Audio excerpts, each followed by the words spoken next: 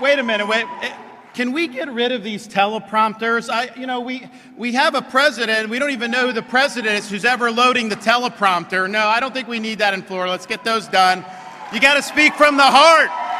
It's not about reading off a teleprompter. We are the freest state in all of these United States. The free state of Florida. We have set the standard on so many things that when things go wrong in other states and other cities around this country, the first place people think to escape for refuge is right here in the Sunshine State. And that's because we've led and we've delivered results. And we just seen even within the last month when Hamas executed a brutal attack on our friends in Israel, I knew instinctively that this would impact the state of Florida. We just have too much relationships. We have Israeli Americans. We have people go over with their church groups. I knew that there was going to be implications for this state. Well, a couple days go by, come to find out, Biden had abandoned these American citizens who were trying to escape the war zone. The embassy wasn't helping. The State Department wasn't helping. So I said, okay, there's a void. Florida will stand up and lead. So we did an executive order. We scrambled our resources, and we were able to rescue over 700 Americans and bring them back, mostly from the state of Florida, but not exclusively.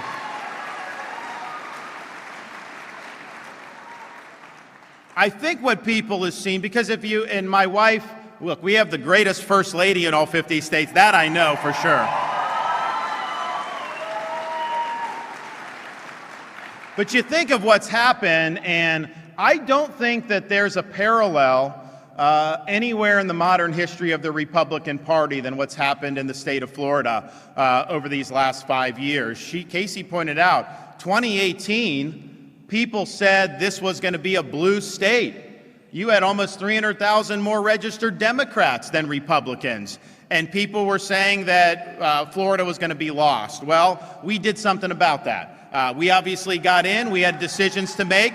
We led very boldly, didn't trim our sails. We leaned in on issues. We were aggressive. We were able to deliver results. And by the time that we stood for re-election in November of 2022, we weren't 300,000 registrations behind the Democrats. We were 300,000 registrations above the Democrats, which had never happened in the history of the state of Florida. And what's even better than that, and that helped us be able to win a record election for a Republican in the state of Florida, a governor's race, but what's even better is just since the November election, when we were 300,000 ahead, we're now 650,000 registrations over the Democrats. How does that happen? How does that happen? And I stand here, someone, we raise millions of dollars for voter reg and all that stuff. People have volunteered. And I'm not saying that's not important. It is. But there's no way a voter registration program can go from negative 300,000 to positive 650 in 5 years. The only way that can happen is if people organically are choosing to affiliate with this party in numbers that we've not seen before. Part of that is people moving to Florida because they were escaping lockdowns, they were escaping high taxes, they're escaping high crime. Do we have people here who escaped over the last 5 years and have moved to Florida? Yeah, you see them all the time, all the time. But we also have people that have been Democrats or independents, and they're flipping over to be registered Republicans. And that's why you can take a county like Miami-Dade, which, we lost at the presidential level 2016 by 30 points, to not only win Miami-Dade, but win it by double digits. Who thought that was possible? And yet we got that done. And the reason why that's happening is because people associate what we do here as Republicans in Florida with success, with freedom, with leadership, and this is something that they want to be a part of. And that is not happening in most other states throughout this country. You look at some of these states, we've blown winnable elections year after year. Over the last 3 election cycles, the brand of Republicans has become toxic, very difficult to attract people to the party. So Florida has shown the way forward for the Republican Party. We show how it can be done. to not only do good policy, but to do very good politically. So what is our model? How have we been able to do this? And I think it's very simple. In Florida, we fight for you. In Florida, we win for us. And in Florida, we lead this state to a better future. That's what we've pledged, and that's what we've delivered. And what's missing too often in the Republican Party, but also just across the country, is people want to see that you're willing to fight for them.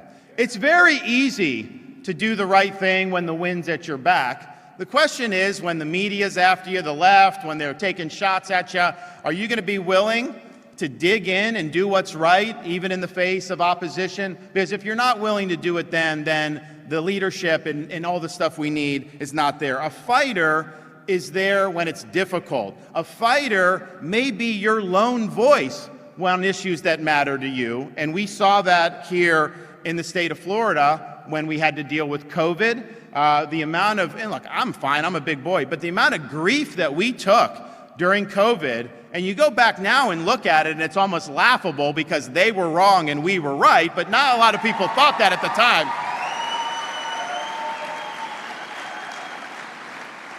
But we had to make a decision.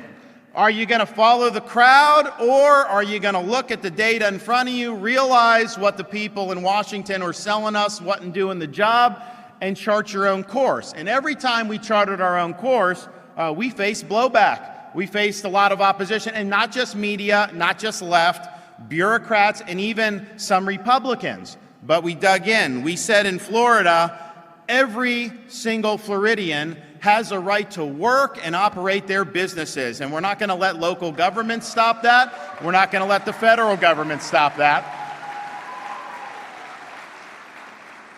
We also said, when it wasn't popular, every single child in this state has a right to go to school and learn in person. Teacher unions didn't like that. The media didn't like that. The teachers union sued me summer of 2020, and they wanted to get the schools closed. We forced to be open.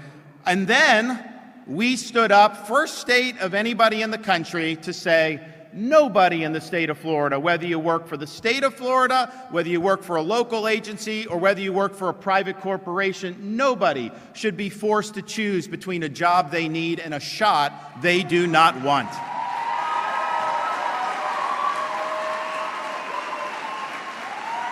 So we had to make a very simple decision in the face of that opposition. How are we going to do? How are we going to stand? How are we going to choose here in the state of Florida? And I'm proud to say that we chose freedom over Fauciism, and this state is better off as a result of doing that. We've also had to dig in and fight for people when it comes to what's going on in our schools. And that means standing up and fight for the rights of parents to direct the education and upbringing of their kids, to ensure that we fight against toxic ideologies like critical race theory and get that out of our K through 12 schools, which we did. It also means we stand up and look, you saw Mace come out, 5 years old. We got a 6-year-old and 3-year-old daughters at home. So my wife and I are very sensitive to what's going on, not just in schools, but in society with respect to raising kids.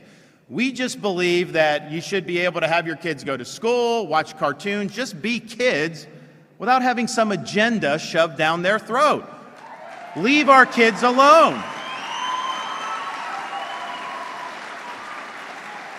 And that means we had to take a stand very clearly about our schools and say, it is wrong to be telling a kid in 2nd grade that they can change genders or that they were born in the wrong body. And when we stood up for that, media didn't like it, the left didn't like it, and we even had the most powerful corporation in Florida, modern history, Disney, did not like it. Now, I think a lot of Republicans around the country, and certainly the ones that are running for president against me, they either did take the side of Disney or certainly would have caved to Disney under those circumstances. I will stand up for our kids. I don't care what the opposition is. This is about the well-being of our children. If we can't fight for that, then what good are we? So we fought Disney, and we won the fight. And we got the gender ideology out of our schools for good.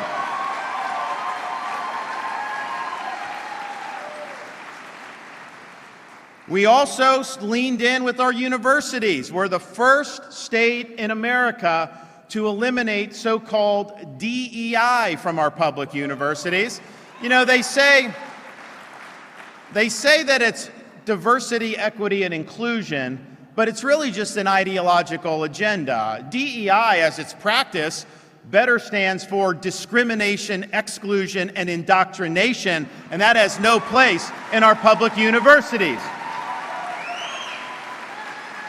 So we fought the fight on that, and we fought for people.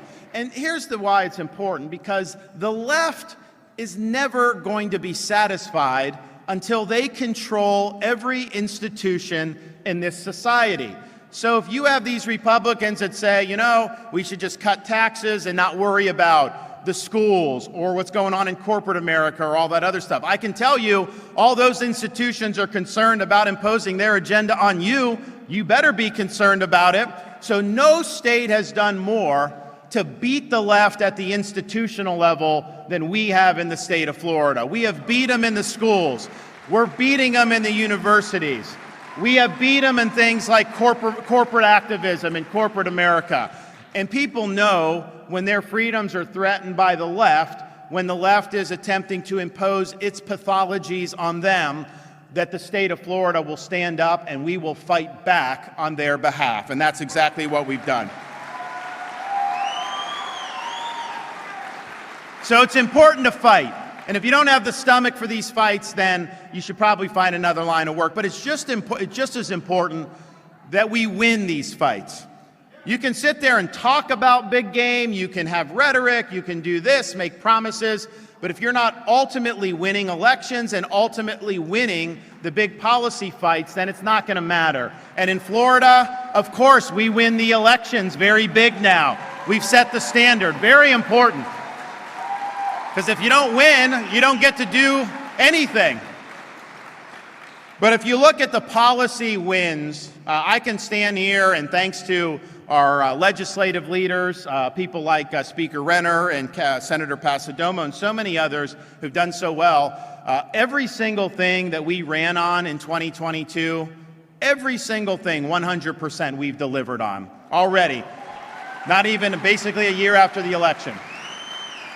If you think about it, just in the last 4 or 5 years, we've enacted universal school choice in this state. We enacted a parental bill of rights in Florida. We protected women's sports, like the First Lady mentioned, so that they don't jam men in women's athletics. We prohibited sex change operations on minors and puberty blockers on minors. That is not permitted in Florida. We banned sanctuary cities in Florida,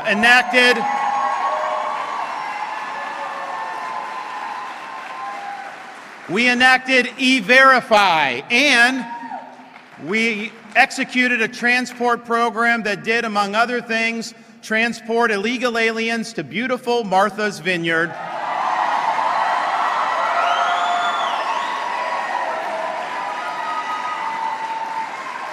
And I can tell you, people started talking about the border after that happened. We expanded Second Amendment rights by enacting constitutional carry. We cut taxes by record numbers. We've run budget surpluses and actually paid down almost 25% of our state's total outstanding debt. We inherited the most liberal state Supreme Court in the country.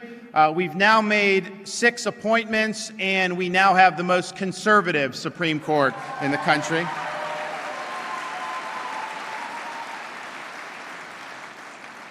We prohibited the purchase of land by the Chinese Communist Party and its affiliates in our state.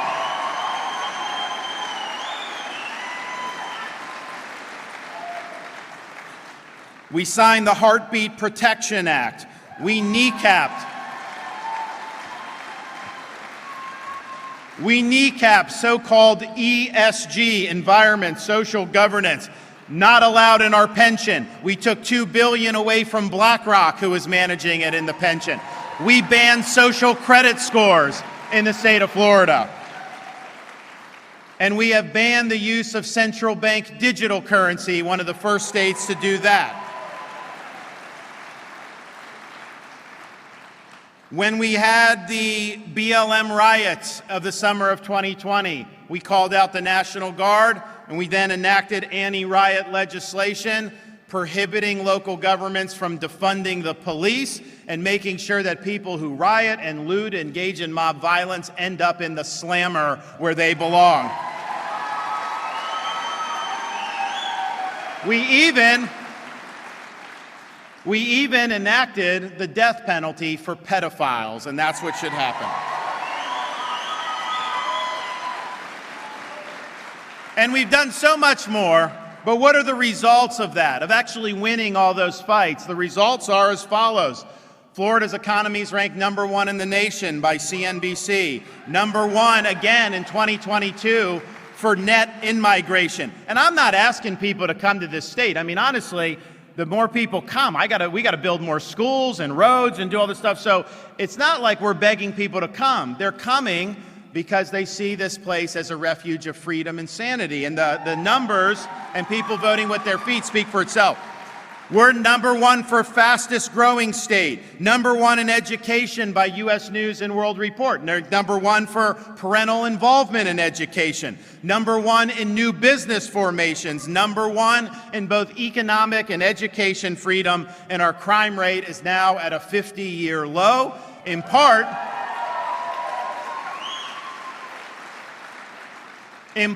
because when we had 2 prosecutors, one in Tampa and one in Orlando, that were supported by people like George Soros and were not willing to enforce the law as written, I removed both of them from their posts. They are gone.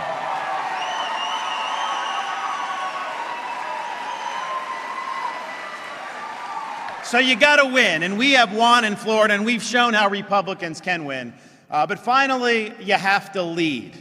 And you have to lead by articulating a vision for freedom that can galvanize support, but also withstand a lot of opposition. Because when you stand for something, when you lead, when you get in front of issues right now, you are going to face attacks. You are going to face a lot of criticism. But you got to be willing to stand your ground. You got to be willing to stand firm for what's right. And we have no other choice but to do this right now as Americans, because as we stand here today, and as proud as we all are of Florida's successes, as a country, we're in danger of being the first generation of Americans to turn over to our kids and grandkids an America less prosperous and less free than the one we inherited. I'm not going to sit idly by and witness the continued decline of this country. The decline is not inevitable. The decline is a choice. We're not going to be satisfied with merely managing the decline a little bit better than the Democrats. No, our mission is very simple. We must reverse the decline of this country. We must usher in an American revival, and we must give this country a new birth of freedom, just like we have in the free state of Florida. And leadership is really the indispensable ingredient.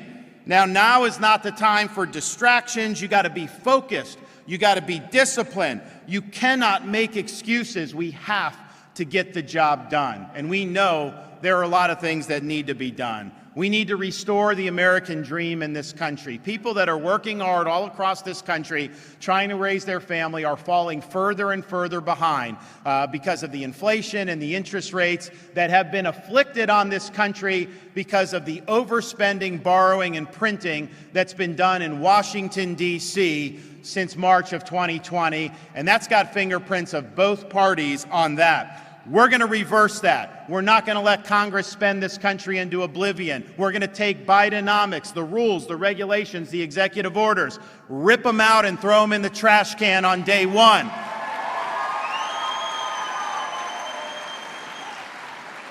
We are going to lower your gas prices by opening up all American energy resources for production. We'll be energy dominant, energy independent, and our nation will be more secure. We will also finally restore the sovereignty of our country. We will ensure that our border is no longer being controlled by Mexican drug cartels and being overrun by illegal aliens and having fentanyl pouring in and killing our country. We'll put troops on the southern border. We'll stop the invasion cold. And when people come illegally, you don't just sit there and throw up your hands. You send them back to their home country where they came from. We will build a border wall, and we are going to have countries like Mexico pay for it, not because they're just going to fork over money, of course not. We're going to impose fees on the remittances that foreign workers send to countries like Mexico and Central America and South America. It'll raise billions of dollars, and it will go to construct the border wall. But perhaps most importantly, we are going to hold the Mexican drug cartels accountable for what they are doing to our society. We're going to authorize the use of deadly military force because they are killing people all across this country by the tens of thousands. And it is wrong. And the people in D.C. don't give a damn about it. But I care. I'm standing up. We're going to end the problem of the drug cartels once and for all.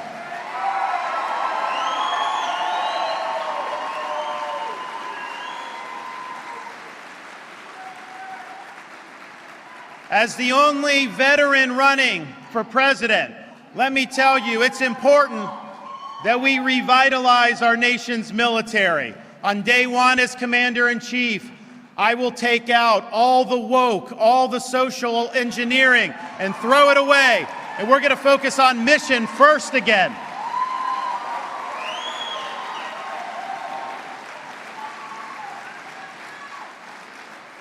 We're going to make sure that we succeed in fending off the threat posed to this country by the Chinese Communist Party.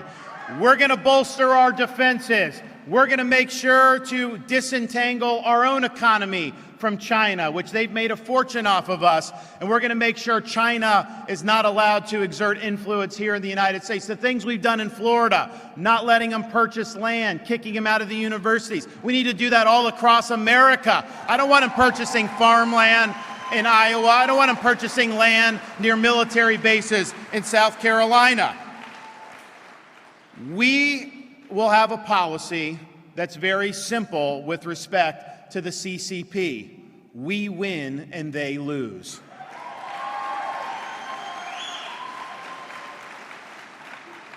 We're going to have a country where the school systems in our country are dedicated solely to educating kids, not to indoctrinating kids.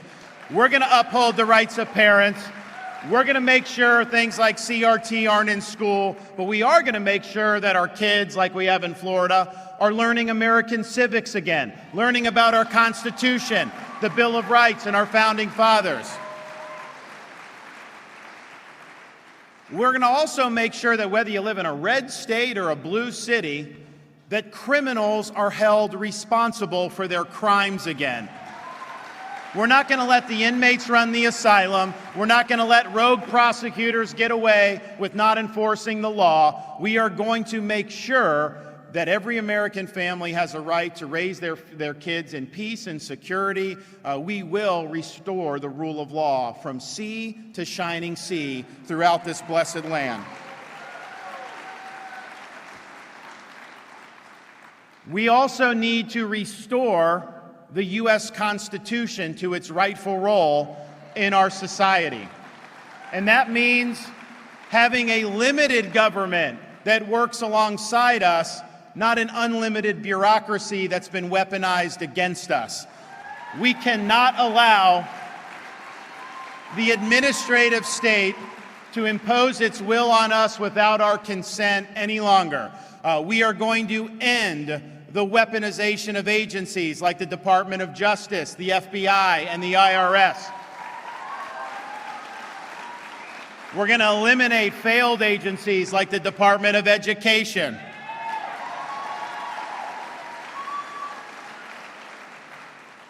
And we are going to hold bureaucrats accountable for their poor performance, and there's going to be a lot of people that are going to be told something very simple that a lot of presidents have not been willing to do, but we need to now, is simply, you are fired.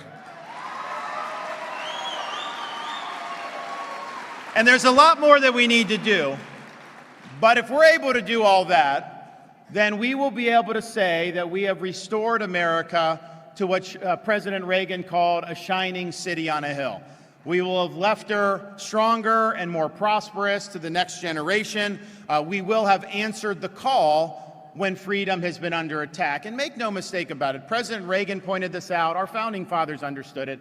President Reagan said freedom's only one generation away from extinction. It's not passed along in the bloodstream. It's something you have to fight for. It's something you have to cultivate. Every generation of Americans, when freedom has been under attack, has answered the call. And our founding fathers knew that this would be important. When they went to Philadelphia to craft our Constitution, they had studied the history of every republic and the history of mankind because they wanted to draw lessons about what happened with those experiments. And there was one thing that united the history of every republic that had ever existed in the history of mankind, and it was this: every one of them had failed. So our founders understood that it fell to the United States of America to determine once and for all, can people really govern themselves? Can we have a society based on the idea that our rights come from God, not from our government?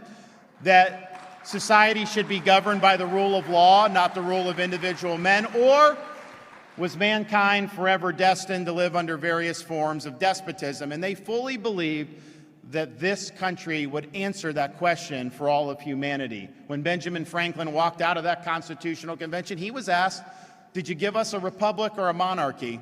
He said, "A republic if you can keep it." You can have the best Constitution in the world. You can have the best Declaration of Independence in the world. These things don't run on autopilot.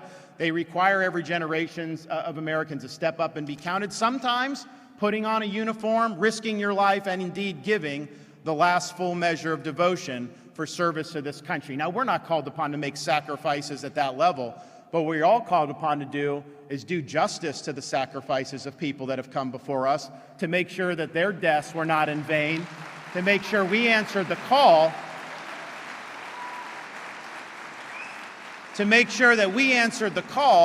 to preserve what George Washington called the sacred fire of liberty. This is a fire that burned in Independence Hall in 1776 when 56 men pledged their lives, their fortune, and their sacred honor so that they could found a new nation conceived in liberty.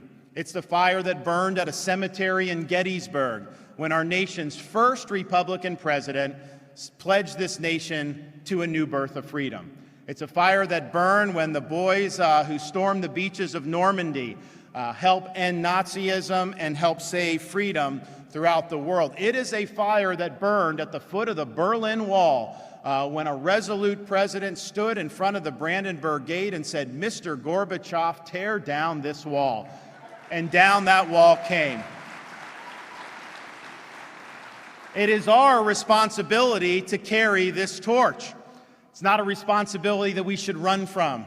It's a responsibility that we should welcome, that we have an opportunity to make a difference. So there's going to be a lot that happens in this country over the next weeks and months, but I'll tell you this, I will get the job done as your nominee. We will not only win the presidency, we'll win the Congress, we'll win the Senate, we'll win state legislatures and school boards, just like we did in the state of Florida. As a leader, I'll always conduct myself in a way that you can be proud of, and as your president, I promise you this, I will not let you down. God bless you all. Thank you.